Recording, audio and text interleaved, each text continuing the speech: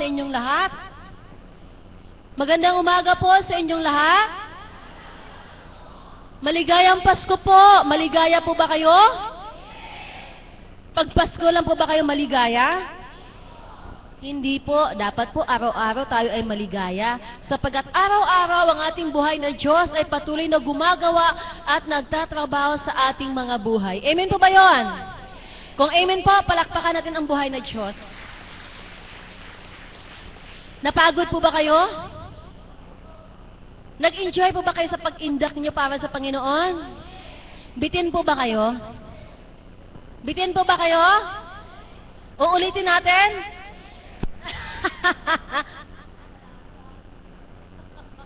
Kayo po, gusto niyang ulitin? Dalawa lang kayo nag-amen eh. Mamaya na lang tayo. Uulitin natin.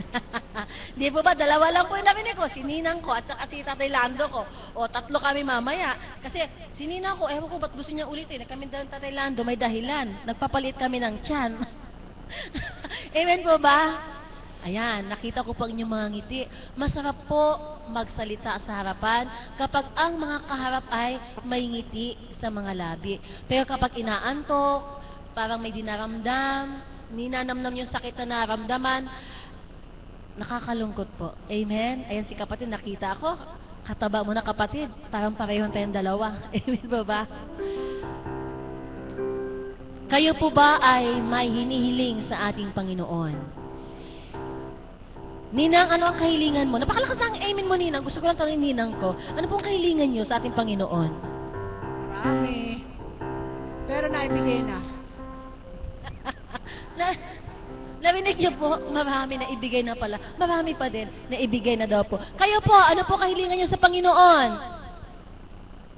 Gumaling na ako. Gumaling po kayo. Alam mo, first time ka dito? Ngayon lang? Ano pa po? Pangatlong araw na. Sa loob ng 3 araw, may nadama na ba kayong ginawa sa inyong Panginoong Diyos? Mayroon na ako, may magaling na konti. Konti. Sa mga sandaling ito, anong gusto niyo sabihin sa ating Panginoon? Salamat po. Salamat po. Tama po yun. Tumpak po yung tinura nyo. Nagpapasalamat kayo. Alam niyo po, ang isang puno daw po, hindi sa isang iglap nagiging puno yan. Nagsisimula sa buto, and then gradually, nagkakaroon ng ugat, nagkauhay, nagkaroon ng dahon. Hanggang isang araw, paglipas ng mga panahon at araw, naging ganap na puno yan. Kayo po, sabi nyo, sa loob ng 3 araw, medyo gumagaling kayo ng konti. Ibig sabihin, gradually, naramdaman nyo ang pagkilos ng Panginoong Diyos sa inyong buhay. Amen po ba yun? At tama ang inyong tinura na kayo ay nagpapasalamat sa ating Panginoon. Maliit man daw po at malaki, marapat dating ibalik ang ating papuwit para salamat sa ating Panginoon. Tama po ba yun? At yan po ang natutunan ko sa paikinig ko sa ating mahal na Apo Conching. Amen? Nakahanda na po ba kayo? Hindi ako mahirapang kumuha ng sharer. May lumulutang na tinig. Nakahanda na po ba kayo? Na magbahagi ng kabutihan at kadakilaan ng ating Panginoon. Amen na amen po? Game na kayo? Paglalapit po ako sa inyo, walang tatanggi. Alam niyo po, kapag ang kabutihan ng ating Panginoong Diyos ang ating pinag-uusapan, kulang po ang magdamag, kulang po ang maghapon sa dami ng ginawa ng ating Panginoon sa ating mga buhay. Tama po ba? Nakita ko si nanay, ang tamis ng kanyang ngiti, parang sinasabi sa kanyang isip na, tama sister, masapag-usapan ng Panginoon. Kaya nanay, maaari ba kitang anyayahan sa harapan upang ibahagi ang kabutihan ng Diyos? Kayo po yun. Salamat nanay ha. Taga saan po si nanay? Malok po. Pangalan ni nanay? Anita Ortega.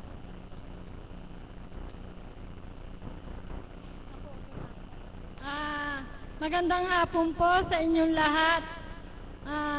Ako po ay nagpapasalamat sa ating Panginoon, unang-una, sa kadakilaan niya na ibinibigay sa atin sa araw-araw, sa ating Apo Conching na kinalugdan niya, na sa araw-araw ibinibigay sa atin ang mabuting balita ng ating Panginoon. Ako po kanya na parito dahil sa mata ko. Yung pong iba, wag po kayong maiinip. Kung hindi man po kayo gumagaling pa. Ako po ang mata ko, hindi po katarata, hindi po pugita. Ang nagka-diferensya po sa akin, lente ng mata. Talaga pong hindi na nakakakita isang mata ko, madilim na. Ang sabi po ng doktor, operahin, pero hindi ko po pina-opera. Dito po ako nagpunta dahil natatakot po ako sa doktor, baka mabulag yung mata ko. Awa po ng Diyos, nakakakita na yung mata ko. Kaya po kayong mga andi dito, huwag po kayong panghinaan ng loob. Basta po ang Panginoon ang tawagan natin, teka nga po ni Apo, walang imposible sa atin lahat. Kung ano po yung kahilingan natin, magtiyaga lang po tayo. Konting tiyaga lang po, pinagbabata lang po tayo ng ating Panginoon. Siguro po, kanya hindi niya masyadong pinagkakalaog pa sa atin ng lubusan.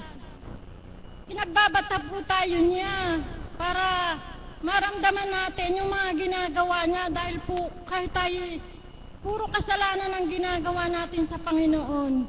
Pinakikita pa rin ng Panginoon na mahal tayo niya. At tayo pinatatawad niya. Katulad ko po, alam ko po, makasalanan din po ako. Pero mahal din po pala ako ng Diyos. Ito po ay binibigay sa akin ang kagalingan ko. Kahit ako yung may pagkakasala sa Kanya. Napakabuti po ng Ama sa atin.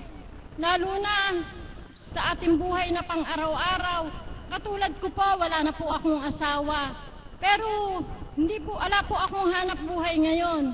Sabi ko nga po, 2 na lang po kaming mag-ina sa bahay. Pero ang anak ko, ting ako po ipupuntay kasama ko rito. Iminumulat ko rin po ang anak ko sa Panginoon Diyos para lumaki siya ng may takot sa Diyos. Dapat din po ang mga anak natin, hihikayatin din po natin sa Panginoon. Dahil iba po ang mga sibol ng mga kabataan ngayon.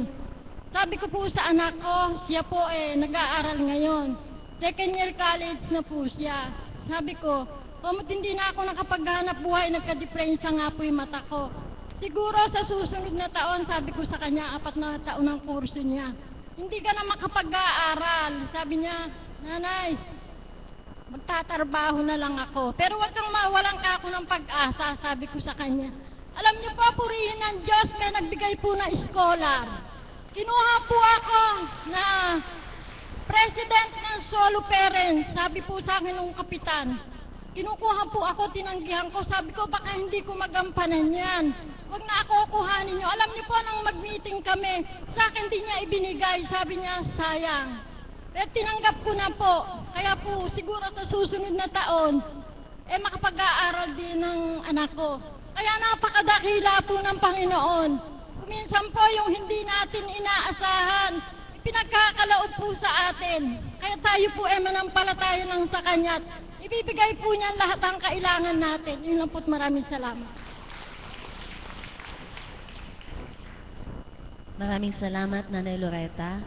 Nakakagalak po, nakaka-inspire po ang inyong pagbabahagi. Sapagat sa inyong pagbabahagi, damang-dama mo ang kahiwagaan ng Diyos, ang kadakilaan ng Diyos, ang pagkilos niya sa inyong buhay. Bakit po? Sapagat pinagbuksan nyo ang Panginoon sa inyong puso. At dahil naramdaman nyo siya, nais nyo rin itong ibahagi sa iyong anak. Mapalad po kayo na wala na pong ibang higit at dakila na marapat nating ipamana sa ating mga anak aside from the material things, kundi yun na pong pananampalataya, sapagat ang lahat ng itong ginagawa natin, ang ating buhay dito sa mundo ay isang paglalakbay. Ang tunay na buhay ay ang buhay na walang hanggan. Subalit sabi nga po, marami ang aanihin, subalit kakaunti ang mag-aani. Ibig sabihin po nun, iilan lang ang maliligtas. Nasa atin kung paano natin ipaghanda ang ating mga kaluluwa ng magandang kalalagayan sa gabay at patnubay ng ating Panginoon. Kaya marapat po na ang ating mga mahal sa buhay ay ilapit natin sa ating Panginoong Diyos. Amen? Palakpakan po natin ang buhay na Diyos. Salamat, Nanay. Good luck po sa inyo at sa anak ninyo. Alam niyo po, lagi ko po napapakinggan sa mensahe ng mahal na Apo na mapalad daw po ang isang katulad niyo po, wala na kayo asawa, na walang ibang inaasahan kundi ang Panginoon. At ang mga katulad niyo daw po ay mahal na mahal ng ating Panginoong Diyos. Ngayon naman po, ang susunod ko pong tatawagin ay dati siyang pasyente. Natatandaan ko po, hindi pa yata to totally furnished o hindi pa talaga tapos ito nang sila ay magpagamot dito. At ngayon nakita ko siya ulit, ang taba na niya. Dati akala mo isang bulati na lang hindi pumirma. Pero ngayon po, nagkasupling siya, tumaba. Kapatid, pwede ba kitang anyayahan dito sa harapan? Hindi ko po alam ang pangalan niya pero nagbabatian po kami. Taga saan po kayo? Malipangpang po. Malipangpang, San Rafael po, iba yan? San Ildefonso. Pangalan niyo po? Rosalie. Kapatid na Rosalie.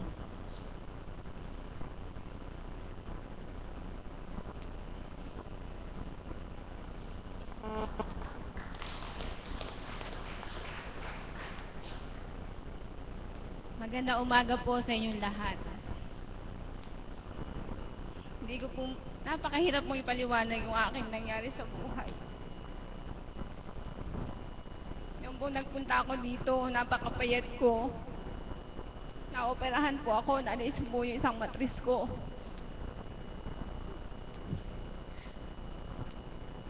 Tapos po ngayon, nung nakapunta po ako dito sa banal na dambana, nagkaanak pa po ako na isang babae. Noon po, sira na po ang aming loob na kung gagaling pa ako. Pero po talagang napaka-ano po ng Panginoon, napakabuti po. Dahil po na miyesa po kami sa San Roque. Tinuro po ng pamangkin ng nanay ko na dalhin ako dito. Hindi po kami nagtumili na pumunta po talaga dito sa Dambana. Kaya po, nagpapasalamat po ako talaga sa Panginoon. At nakasama ko pa po ng matagal ang aking 3 anak. Pero po kung makikita niyo ako noon, talaga po napakapayat ko. Sabi nga po, isang bulati na lang hindi pumipirma sa akin. Pero po nung napunta ako dito,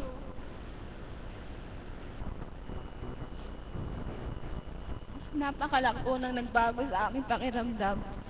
Talaga po, nadama ko po na talagang buhay po ang Panginoon.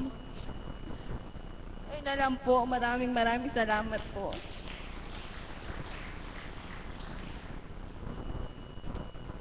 Maraming salamat kapatid. Bagamat taon na ang bilang na lumipas, hindi po kayo nakakalimot na once in a while ay pumaparito. Ang susunod ko na pong tatawagin ay hindi na po talaga siya iba sa akin po personally dahil matagal po rin po sa nakakasama lalo na po pag hinahayo yung banal na imahe ng Divine Mercy noong mga panahon po na ginagawa pa po ito at wala pa po ito. At syempre po, bawat po nakakasama namin ay itinuturing ko po na isang nanay o isang magulang. Kaya sa masandali ito, palakpakan natin ang buhay ng Diyos para kay Nanay Bebe po ba kayo? Nandalaya po. Bebe po ba pangalan ninyo? Syempre po, maraming ginawa ang Diyos sa inyo. Nanay Linda, oh. Nanay Linda, magsusumbong ako sa inyo.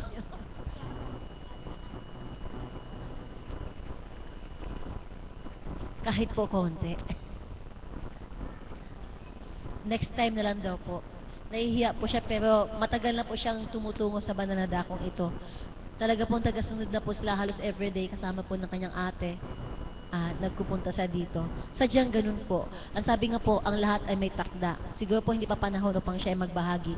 Kaya bilang pangatlo po, nais ko pong ibigay sa inyo ang isang bata na sa kanyang edad siya po ay nagvi-vigil at ngayon po ay nais niyang maghandog sa inyo ng isang papuring awit sa ating Panginoon. Papuring awit po ba or Christmas song? Papuring awit. Salamat po. Palakpakan natin si kapatid na Jello.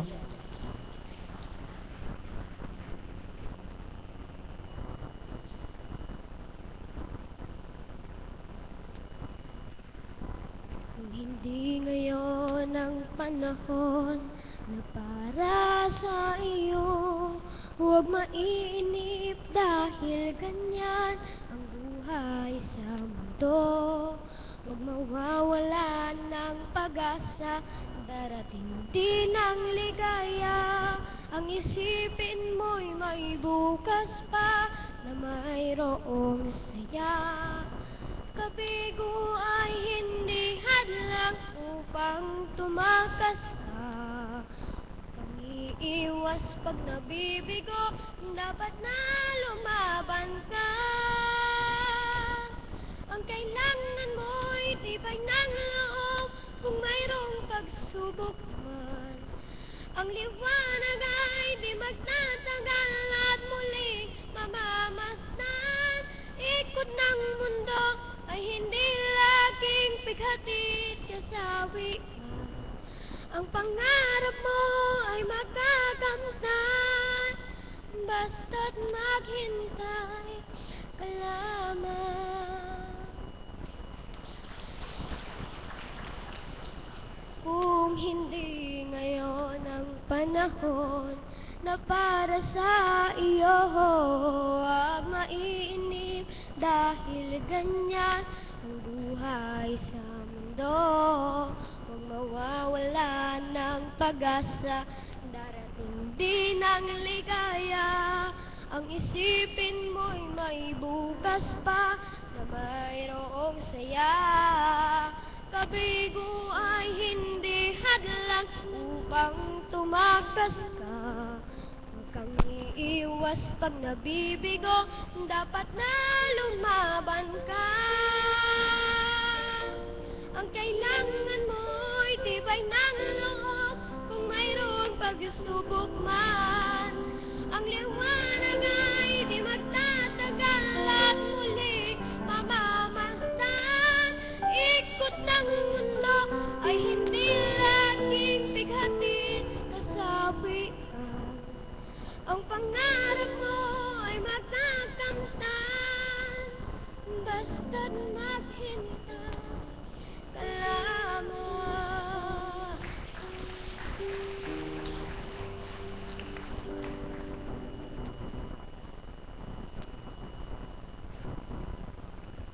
Maraming salamat, anak. Pinakinggan niyo po ang kanyang awitin, Maghintay Ka Lamang. Ang ganda po ng lyrics. More daw po, isa pa, dalawa pa. Babalik. Babalik.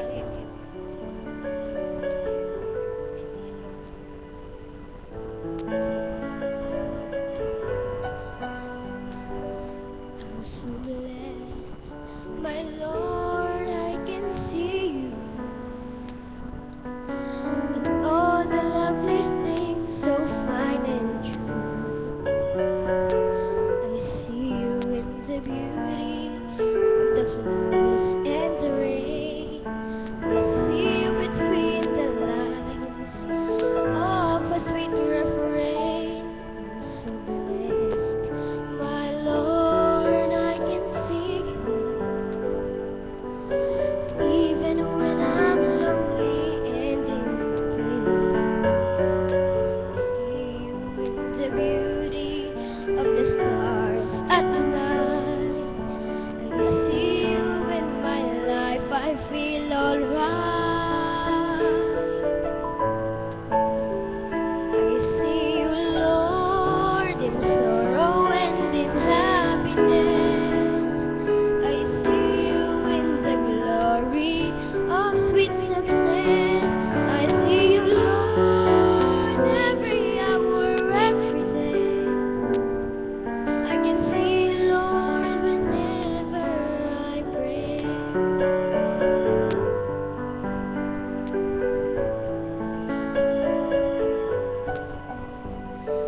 I'm so blessed, my Lord, I can see you. My love for baby, sweet and true. I see you in the beauty of the flowers. I see you in the response, just like your love that never ends. I see you, Lord, in sorrow and in happiness.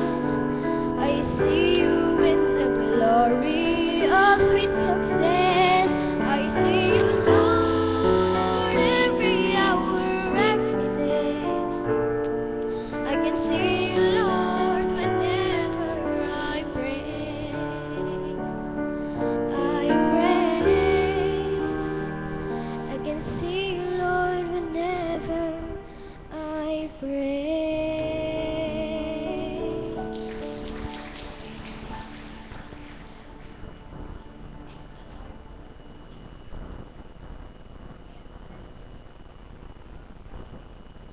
Maraming salamat, anak. Alam niyo po, napakaganda ng inawit niya. Ano po? Kung hindi ngayon ang panahon na para sa iyo. Ano po kasunod? Kung hindi ngayon ang panahon, huwag maiinip. Kayo po ba'y naiinip na? Yun po bang may mga karamdaman? Naiinip na po ba na pagalingin? Huwag daw po maiinip sapagkat, ano sabi?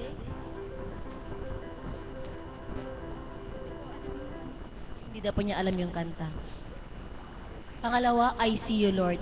Ang sabi po, sa iyong paghihintay, kung hindi ka maiinip, makikita mo rin ang Panginoong Diyos. Amen po ba? Palakpakan natin ang Panginoon.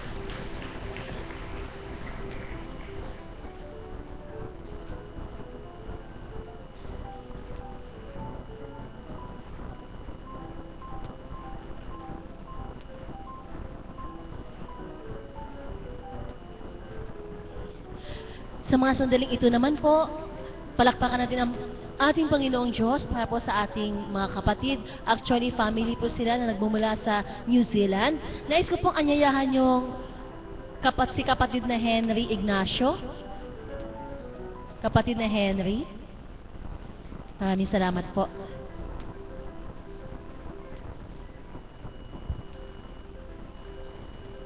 Magandang umaga po sa lahat ng mga kapatid na narito ngayon. Ako hindi sa harapan ganun karami na magsalita eh. At magpapasensya nyo na kung paano pagbabahagi ang aking may paabot sa inyo. Ang katulad po ng mga sinasabi ng mga kapatid natin na ang Panginoon po ay mahiwaga. Tunay po. Tunay pong mahiwaga at napakadakila. Kasi kahit na nahandi dito na po ako doon, maganda naman ang hanap buhay ko. Inilagay pa po niya ako sa mas mainam pang kalalagayan.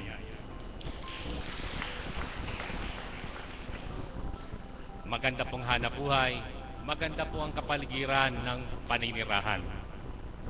At napagtanto ko po na talagang ang tao, pagka po ang lahat ay ipinagpasa Diyos natin at buong buo ang pananampalataya natin sa Kanya, lahat po ibibigay sa atin.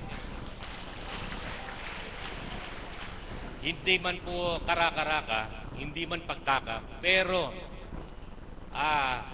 ibibigay po at ipagkakaloob po sa atin. At hanggang sa ang aking pong mga mag-iinay na isama ko po sa bayang sa bansa na yaon na sa kasalukuyan na doon kami naninirahan.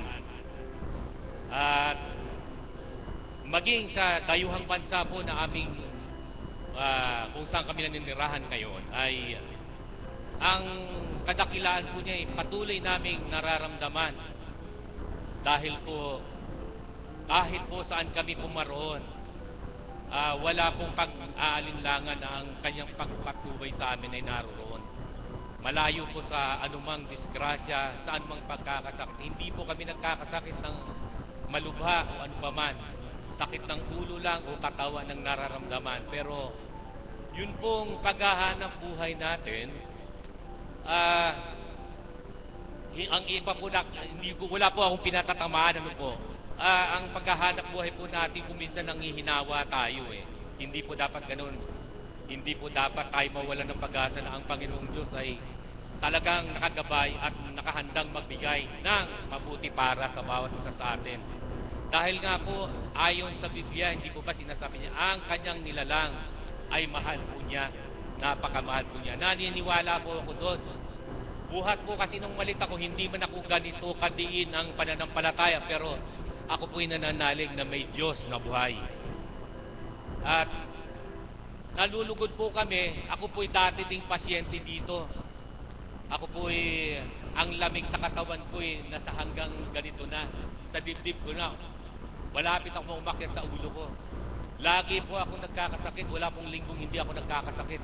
Hanggang sa napanyusan po ako ni kapatid na Maria. Opo, siya pong nagbanyo sa akin. Siyam na araw po akong binabanyusan dito ng sunod-sunod. Hanggang sa nagkaroon po ng kagalingan. Kaya po nung ako'y umalis dito sa bansa na ito, nung ako po'y naghanap po sa bansa na yon, ay magaling na po ako. At yun po yung pinagpapasalamat ko sa Panginoong Diyos. Kaya ito pong lugar na ito ay napaka espesyal na lugar sa puso ko. Kahit po nasa dayuhang bansa kami, hindi ko po nakakalimutan to. Sa katunayan nga po, lagi namin itong pinanunood sa internet. Lagi po namin sinusubaybayan yung mga gawain. Kanya nga lang po kung minsan nga kasi, hindi na nga, ayun pong gawa ng tao naman, hindi perfecto, hindi po ba? Nagkakaroon ng buffer kung minsan, ang puputol. Kaya kung minsan, pagka nawala ng ganon, ay hindi na namin ay pagpapatuloy. Pero palagi po, kaya po sa tuwing kaming mag-anak ay nanonood at saka napag-uusapan ng gawain, sinasabi namin sa sarili namin na kaya muli tayo makakaparoon sa lugar na yaon. Kaya po tuwing uuwi kami dito, kinasasabikan po namin pumunta sa lugar na ito. Dahil po yung pananampalataya po namin noon nakatiting ay napunan pa po. Hindi man lubusan pero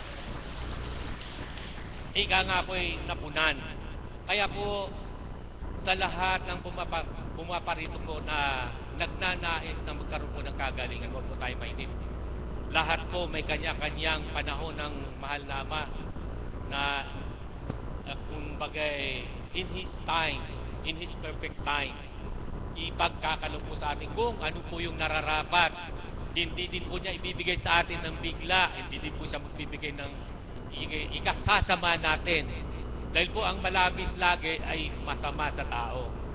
Kaya kung ano pong meron tayo, ay mahalin po natin, ipagpasalamat natin sa dakilang Ama na meron tayo. Pero ang pinaka-importante po kayo sa buhay ng tao, ang pananampalataya at ang kalusugan ng ating katawan.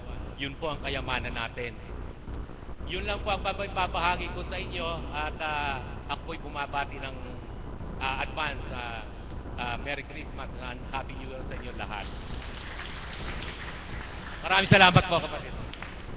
Thank you po. No wonder po kung bakit hanggang ngayon talaga naman pong, sabi nga po, nag-uumapaw pa rin ang inyong pananabik na makatungo sa dakong ito. Bakit po?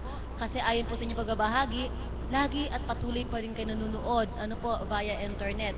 Ang isang halaman daw po, kapag nagkukulang sa dilig, natutuyo, nalalanta, at hindi nag-grow. Pero kayo po, kaya patuloy kayong nag-grow at pinagpapala at ang patnubay ng Ama laging sumasa inyo sapagat patuloy kayong nadidiligan. Physically, wala man kayo dito, pero spiritually, nandun ang inyong paghahangad na patuloy na makarinig ng kanyang mga banal na salita. Amen po ba? Maraming salamat po. Ang sabi po, ang anuman ang kalagayan natin sa buhay, hindi ito magiging hadlang upang tayo ay makapag-alay ng papurit para salamat sa ating Panginoon. Hindi magiging hadlang kung anumang estado mo sa buhay upang hindi mo maramdaman at makamtan ang paghahari ng Diyos, ang kabutihan ng Panginoong Diyos. Katulad po nitong susunod kong ibibigay sa inyo, anuman ang kanyang katayuan, hindi naging hadlang upang maramdaman niya kung gaano kabuti ang ating Panginoong Diyos. Kaya mga kapatid, isang masigabong palakpakan para sa ating buhay na Diyos, para kay anak na hindi ko pa alam ang pangalan, mag-aalay po siya ng pamaskong awit. Ganda umaga po sa lahat.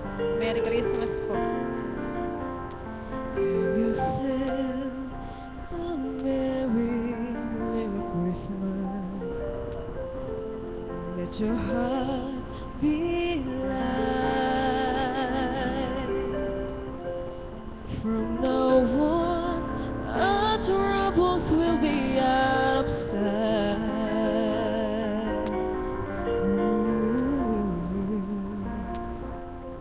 Have yourself a merry little Christmas. Make the Yuletide gay.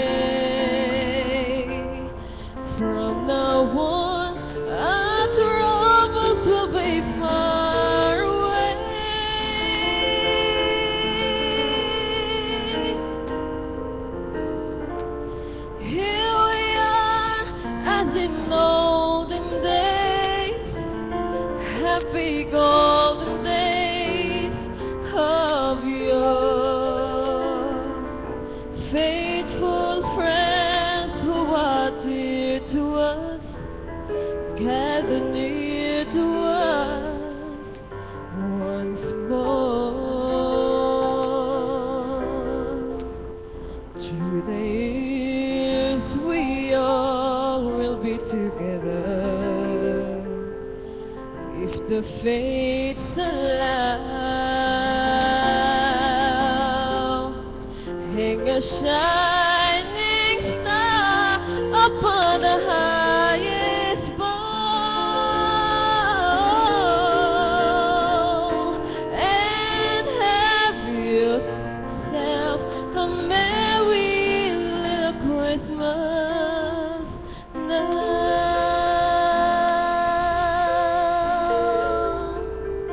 Thank you po.